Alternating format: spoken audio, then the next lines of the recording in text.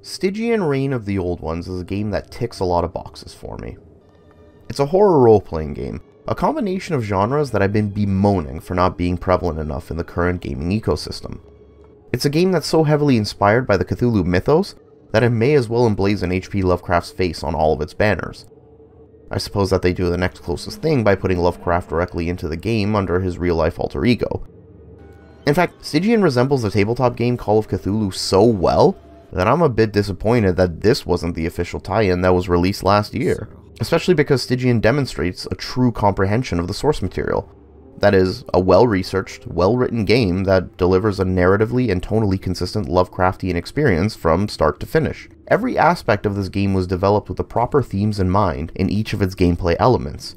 As a result, there's no one system that feels out of place, and the game is constantly driving home that this is a game that gets what the Cthulhu Mythos is all about. I have been waiting for a long time to play Stygian. I became aware of it thanks to a comment on my Call of Cthulhu review, and ever since playing the demo, I've been hooked to the idea of it. At first glance, it looks like the perfect horror RPG I've been waiting to play forever. I've since finished playing the full version, and I've gotta say it's been a very refreshing experience. It's a good game, and sometimes it even teeters on being a great one. However, it falters in more than just a few areas, and that really holds it back. It's a game that makes an incredibly strong first impression, but then it begins to waver the further you go into it before making something of an abrupt cliffhanger ending. It's unfortunate that the game's issues cut it short from being truly masterful, but it is nonetheless a strong first showing from an indie studio hoping to make a splash. I personally found it to be an exquisite experience, and one that I can recommend with only a few reservations. Stygian was published by 1C Entertainment and developed by Cultic Games. If you've never heard of Cultic Games before, that's because they're a small studio from Istanbul founded in 2015. Now, I'm drawing attention to this because I think that many of Stygian's shortcomings do come from the juxtaposition of ambition and resources. Stygian is, to the very best of my knowledge, the first title developed by Cultic, and while the game is very rich in ideas, it nevertheless looks, feels, and plays like an indie game, both in the good way and the bad. See, the thing about Stygian is that when it shines brightly.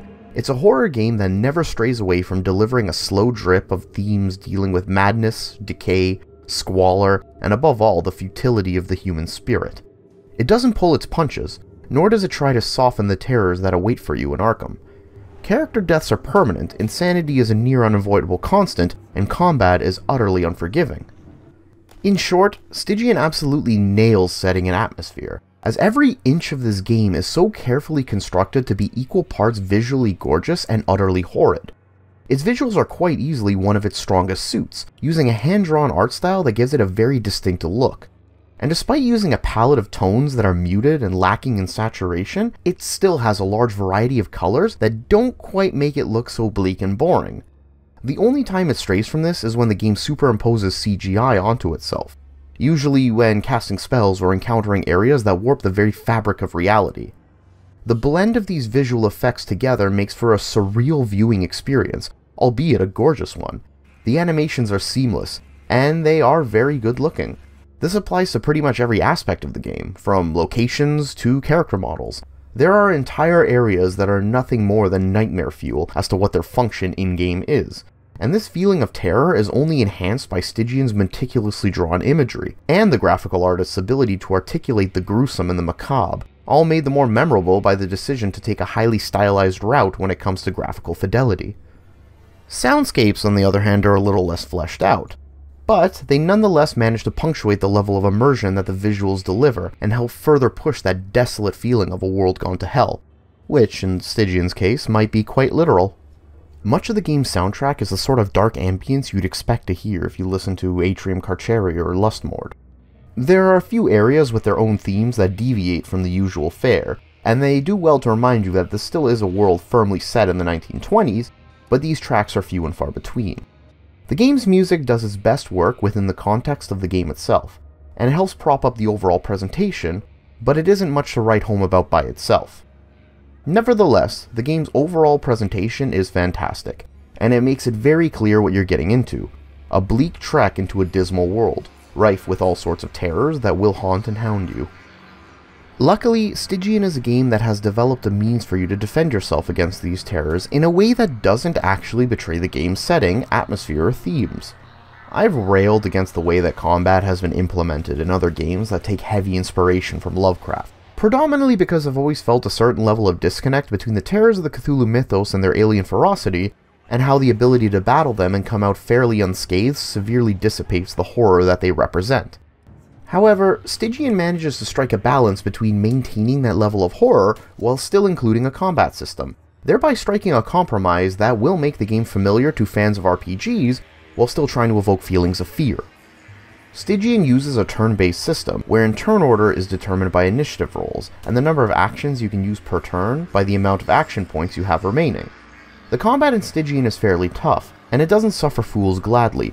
Enemies hit hard and fast, and they're fairly beefy too. This is especially true of many of the supernatural enemies that you'll find in the game. Character deaths are permanent, meaning that if one of your companions or henchmen go down, that's the end of their part in your story. Good tactics are the key to victory here, provided that you engage in combat in the first place. More on this a little bit later. There are also status effects too, which are usually the result of losing too much of your sanity, either by suffering a critical hit in combat, or by the mere act of witnessing some kind of other horror.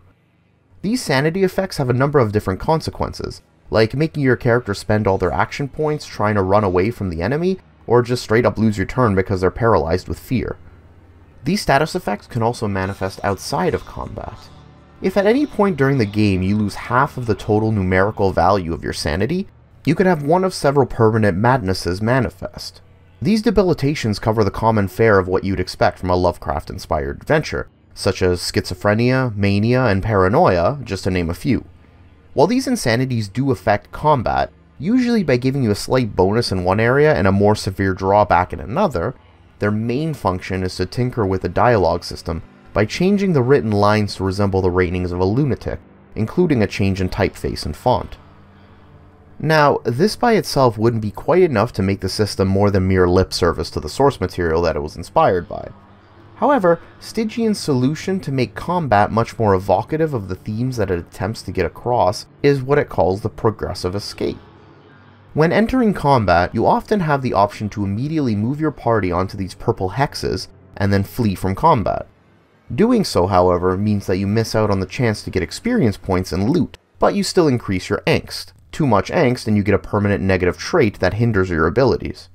However, if you can last a certain number of rounds in combat, teal hexes will appear, and if you're able to move your party onto that location and escape, then you get what's called a progressive escape. This gives you the full suite of XP as if you defeated your enemies in combat, and it removes them from the overworld map as well. This means that running away from combat is a viable option, and in fact is more often than not the encouraged route to take, particularly if you want to maintain your sanity. This system also works very well with Stygian's stealth system. At any point on the overworld, you can enter stealth mode, which, as the name implies, lets you sneak around enemies you may encounter in hostile areas. Your ability to sneak is determined by a number of different factors, including not only the amount of points you have invested into sneaking, but also what spells you may have cast, or even what items you have equipped, with bigger and bulkier weapons, for instance, making it harder to sneak around. Sneaking isn't foolproof, but it does let you avoid particularly vicious mobs of enemies. Sneaking can only get you so far, however. In some particularly dark areas, for instance, you will need to equip a lantern in order to illuminate that area. Otherwise, you won't be able to interact with any objects, or even highlight them using the Alt key, and your sanity will decrease the longer you spend in the darkness. Of course, equipping the lantern means that you can't sneak around either, so pick your poison. On the other hand, successfully sneaking through an area nets you a bunch of experience points. This is a metric that I particularly like about Stygian because it makes alternative avenues of progression possible. Combat is not the only option you have, and I'm very glad about that. Of course, that experience point gain isn't exclusive to sneaking either. The successful use of most skills in the game nets you some bonus experience. This is most prominent during dialogue options, but it does occasionally happen when interacting with objects in the world too. It's not a large amount, but it is enough to make both your investment in that skill and your course of action feel worthwhile. In that sense, I love that Stygian tries to fashion itself as a proper RPG, where skill points matter and different situations call for different approaches to solve their respective problems. Quests rarely have a single means of being completed, at least insofar as completing the sub-objectives within them. They're very well designed and are fairly lengthy, with some seriously compelling writing that makes you want to follow the end of the chain to see how they resolve. In fact, I feel that the game's writing is so strong that I would say that playing the game is worth it just to watch the story unravel alone. The developers are able to take something even as cliché as an insane asylum, a mainstay in anything Lovecraftian, and deliver it in such a way that it drives home the sense of madness to the point where it does not for a single second give the player a glimpse into what is reality and what is fantasy. It's seriously a breath of fresh air given to how overused that particular trope is.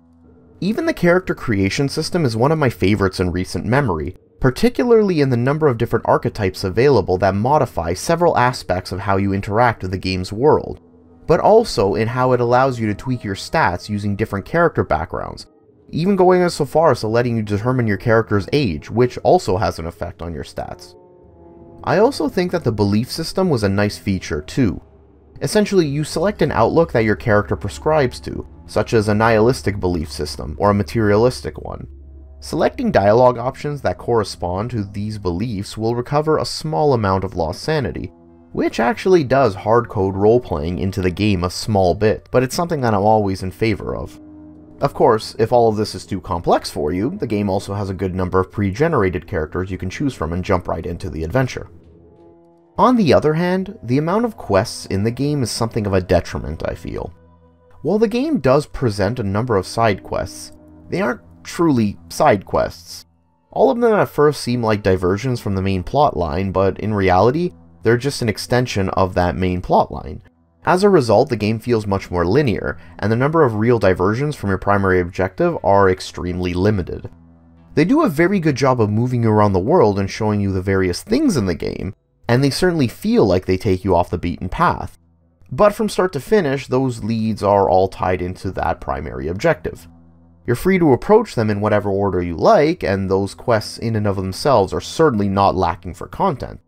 But I would have liked to see a few more of those diversions personally.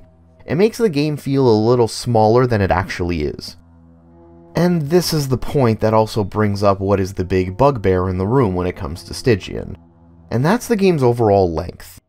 A recent development blog stated that, as initially conceptualized, Stygian had a length that would be easily translated into 50 hours of game time.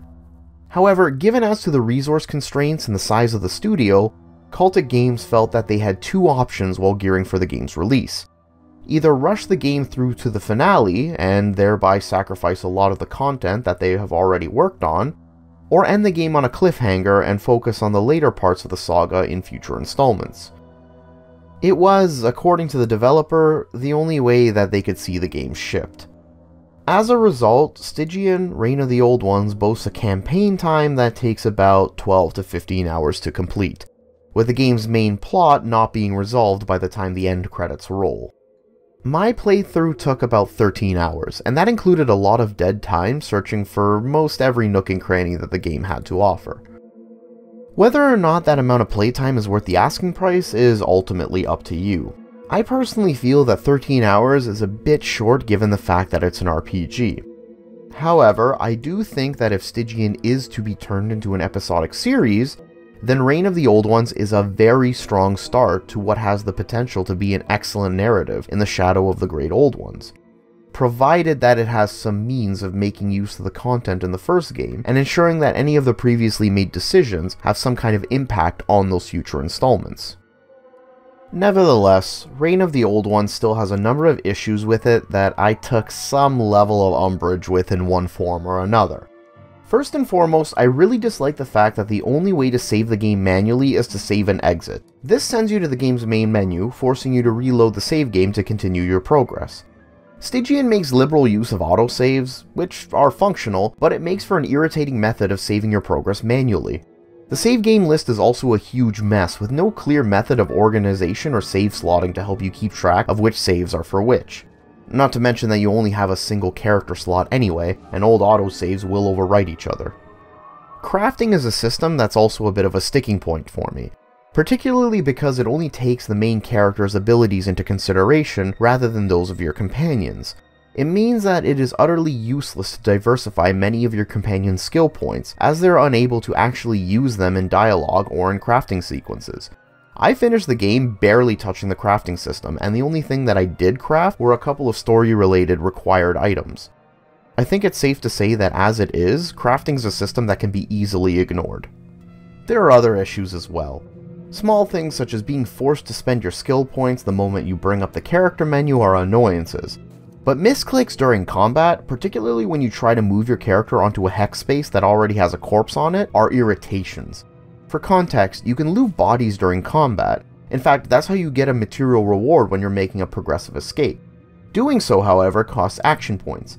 So you can see why I think that unintentionally taking an extra action when you're trying to move into a particular location can be a frustrating venture. This also extends to a few select locations in the overworld, where clicking on transition icons is more difficult than it should be because they're obfuscated by the bodies of your companions. Maneuvering your mouse to the precise pixel to click on them is nothing short of frustrating. Fortunately, these issues are to be addressed in a future patch. The developers are already aware of them, and they have talked about this in a blog post, which does outline a roadmap for the game. What that blog post doesn't mention are other issues I have with the game. For instance, I really dislike how it handles companion dismissal. Stygian has 3 recruitable companions, not counting the butler companion that you get if you choose to play as an aristocrat archetype, or any henchmen you might recruit along the way. That means at some point you will probably want to leave one of your companions behind in order to take on another one. The problem is that even when they tell you where they'll be waiting for you, they're nowhere to be found. I've wandered all over pretty much every location in the game looking for the one that I've dismissed during my playthrough, and I could not find him again. To be fair, the game does warn you of this potential fate during one of the loading screens, but I do need to question this as a design decision. Games like this will either have companion permanence, or will allow you to swap them in and out as the situation calls for it. The game is also plagued by a myriad of bugs. They range from the minor, such as missing or misspelled text, to some real major ones, like failing to reload a save game which forces you to quit and then relaunch the entire program. I've had issues where my character's clothing has disappeared during overworld movement on a few occasions, and I've even had a bug pop up that has had my recently dismissed companion follow me into a new area after facing some major shrinkage. I've also had menus pop up with the inability to dismiss them right away, and have even had characters move around on the map when trying to select dialogue options. In short, the game needs some serious polish to deal with a lot of these issues. Fortunately, none of them were truly game-breaking per se, save for having to relaunch the program. Your mileage may vary, but be warned that the game does still feel very rough around its technical edges. Still, even these issues weren't enough to mar my overall feelings of Stygian. The ability to weave together a story that is equally parts evocative, horrifying, and mysterious is done so wonderfully, and it is wound together in a bundle that is beautiful to behold. While I do sincerely wish that there was a lot more to the game and that my time with it lasted longer, I think that this flaw can be compensated by the ability to see how the game changes by approaching it in different ways. Different archetypes or different approaches to quests means that you get to see more of it open up. It's a game that I have no qualms about revisiting anytime soon, and I do have some serious high hopes to see how this saga will expand and grow beyond this initial outing. Stygian has done for me what other games of its ilk have failed to do, and that was to take me deep into the bowels of the Cthulhu Mythos and give me an RPG experience that is both satisfying and faithful to its source material. For a budget project with as much ambition as it has, I think Stygian is well worth your time, and if you so choose, your sanity as well.